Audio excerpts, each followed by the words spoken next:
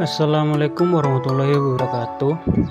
Perkenalkan, nama saya Muhammad Asitila Widihartono dengan NIM 312. Di sini saya akan menjelaskan tentang histori perjalanan pasal 18 Undang-Undang Dasar beserta pendapat saya. Tentang histori pasal 18 dalam Undang-Undang Dasar Negara Republik Indonesia tahun 1945 mengalami beberapa perubahan sejak masa kemerdekaan hingga saat ini. Berikut adalah histori perjalanan pasal 18 Undang-Undang Dasar. Yang pertama, Undang-Undang 1945 asli.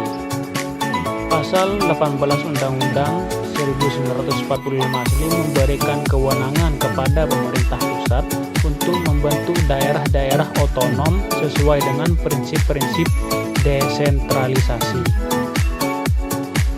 Yang kedua, periode konstituen 1956. Pada masa konstituen terjadi revisi pasal 18 yang mengakomodasi semangat desentralisasi dengan memberikan kewenangan kepada pemerintah daerah untuk mengatur dan mengurus sendiri urusan pemerintah di daerahnya sesuai dengan prinsip otonomi. Yang ketiga, periode sementara 1959. Pada masa peralihan ke sistem pemerintahan presidensial, pasal 18 mengalami revisi lagi untuk memperjelas otonomi daerah yang mengakui keberadaan daerah-daerah otonomi di Indonesia. Yang keempat, Undang-Undang 1945 Amandemen 2001. Pasal 18 mengalami perubahan yang signifikan dalam amandemen Undang-Undang 1945 tahun 2001. Amandemen ini memberikan dasar hukum yang kuat bagi otonom daerah dan memberikan kewenangan yang lebih besar kepada daerah untuk mengatur dan mengurus sendiri urusan pemerintahnya sesuai dengan asas desentralisasi dan otonomi.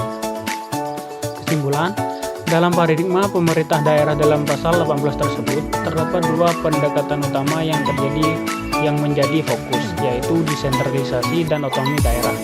Desentralisasi mengacu pada pembagian kewenangan antara pemerintah pusat dan daerah, sedangkan otonomi daerah mengacu pada kewenangan daerah untuk mengatur dan mengurus urusan pemerintahnya sendiri. Pendapat pribadi saya tentang pasal 18 Undang-Undang Dasar, pendapat saya terkait paradigma pemerintahan daerah dalam pasal 18 Undang-Undang 1945 adalah bahwa otonomi daerah merupakan prinsip yang sangat penting dalam membangun sistem pemerintahan yang efektif dan responsif terhadap kebutuhan lokal, dengan memberikan kewenangan yang lebih besar kepada daerah untuk mengatur urusan pemerintah. Akan terciptanya pemerintahan yang lebih dekat dengan rakyat dan lebih mampu mengatasi berbagai tantangan dan masalah yang ada di tingkat lokal. Oleh karena itu, upaya untuk terus memperkuat otonomi daerah dan mendorong partisipasi aktif masyarakat dalam mengambil keputusan lokal harus terus didorong guna mencapai pembangunan yang berkelanjutan dan inklusif di seluruh Indonesia.